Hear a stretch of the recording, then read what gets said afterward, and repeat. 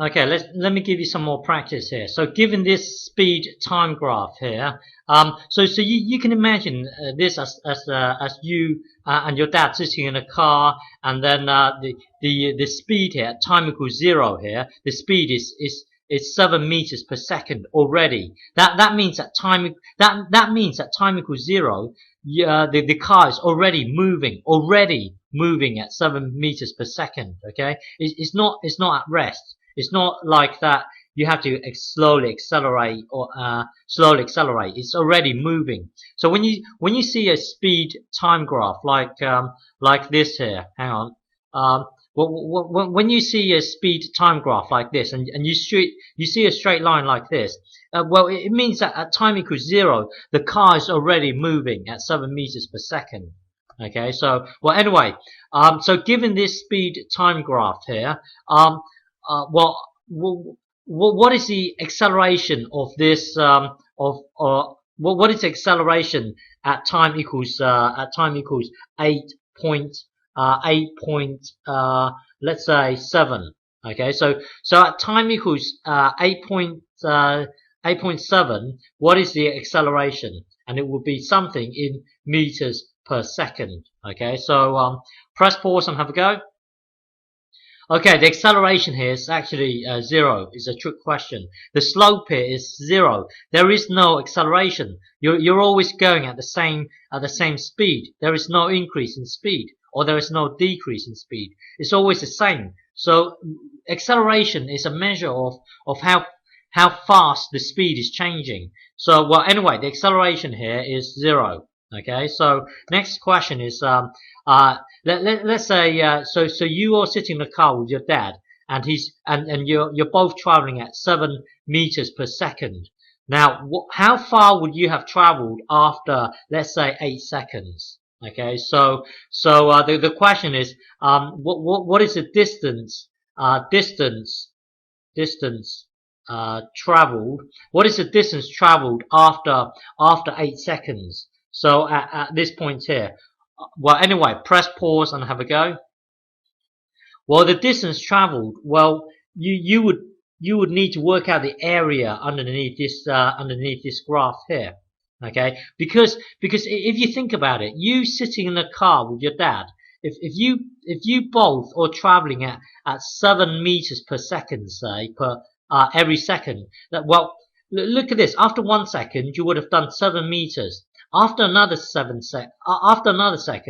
you would have done another 7 meters. After another one, you would have done 7 meters. After another one, well, it goes on to 8 seconds. So basically, it's a matter of getting this speed here times this thing here, times the time. So it amounts to you working out the area underneath this graph between 0 second and 8 seconds. So here it would be 7 times 8, which is 56. Now 56 what? Bananas, oranges, apples, elephants, what? Well, if you look at this here, the up and down here is speed. Well, the unit of speed is meters per second, and then you've got to times it by the across. Well, the across here is measured in seconds. Look, seconds. So basically, you need to get this times this. So look at this, meters over this times seconds.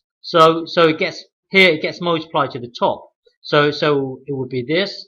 It gets multiplied to the top, and then the 2 seconds would kill off each other, leaving you just meters. So the unit here will be meters. So the answer is 56 meters. Okay.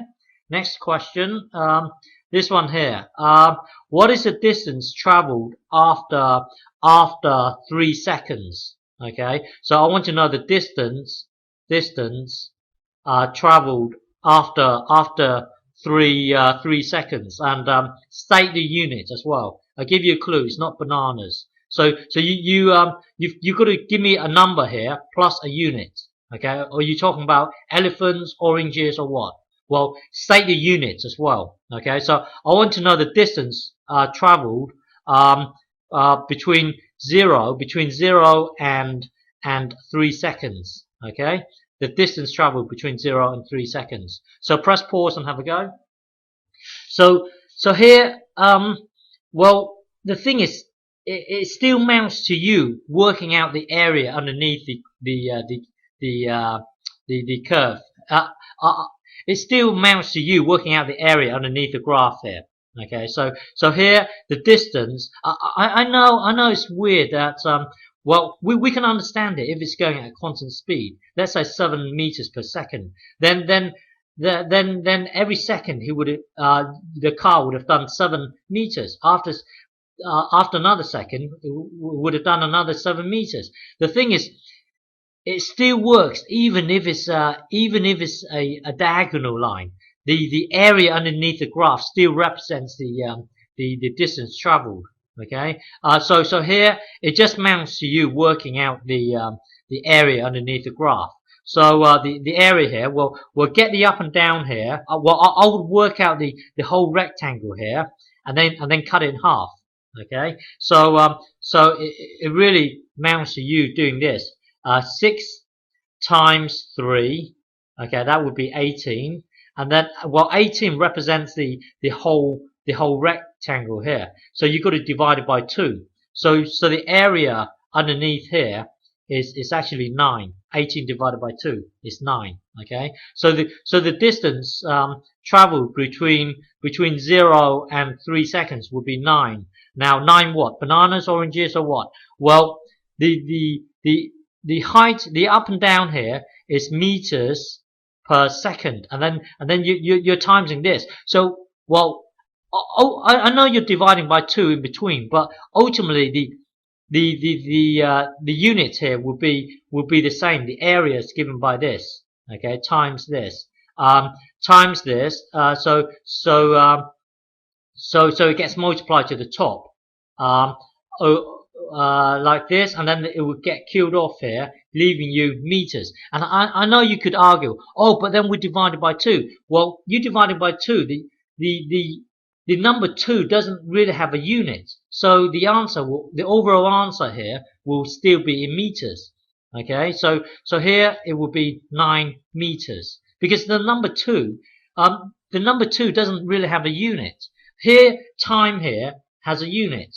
Speed here has a unit. Well, when you divide by 2, 2 doesn't really have a unit. Well, anyway, the distance traveled between 0 and 3 seconds would be 9 meters. Okay, and if my next question is, what is the distance traveled between 0 when t equals 0 and 10 when t equals 10? Okay, so work out the distance traveled between 0 and 10 seconds. Okay, so press pause and have a go. Okay, so well, you would split this up like this and split this up like this. Now earlier we just worked out that this is 9, and now, well, what is the distance traveled here? Well, the distance traveled here would be, well, the up and down here is 6, and then times by 7 here. So that would be 42. So the distance traveled would be 51. 51 not bananas. 51 meters. Yeah. So the distance traveled between 0 and 10 would be 51 meters. And if you're asked what is the distance traveled between 3 seconds and 10 seconds, well, in which case you don't need this 9 here. Then you just look at this.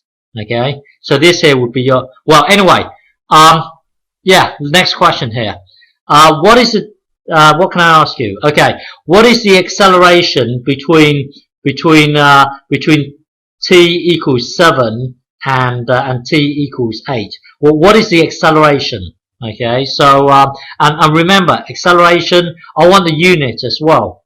Okay, so I want a number plus a unit as well. So what is the acceleration at between here and here? Okay, so press pause and have a go. Remember, acceleration, it's the acceleration is a measure of the change in speed. So, well, don't worry about that if you don't understand that. Basically, it boils down to you working out the gradient here. So the acceleration is well, the height is 3 the across here is 1. So to find out the acceleration, you find out the gradient. So in this case, the gradient is 3 divided by 1 equals 3. Okay, 3. And the if you ever forget the units here, it will be the up and down. The units of the up and down here is meters per second. So meters per second, and then you divide it by the across here. The unit of the across here is seconds. So you divide it by seconds. So here it gets multiplied to the bottom. So it will be meters per second squared.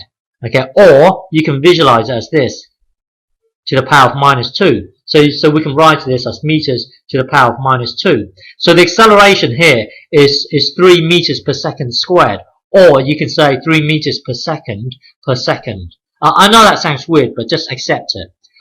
So what that means is an acceleration of 3 meters per second squared. It means every second the speed would have increased by 3, and it does make sense because it was 3 here. Okay, it was 3 here. The speed was 3 here, and then after 1 second, it would have increased by 3.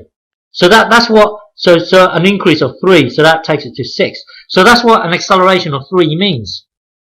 An acceleration of 3 means an increase in 3 every second. Okay. So yeah.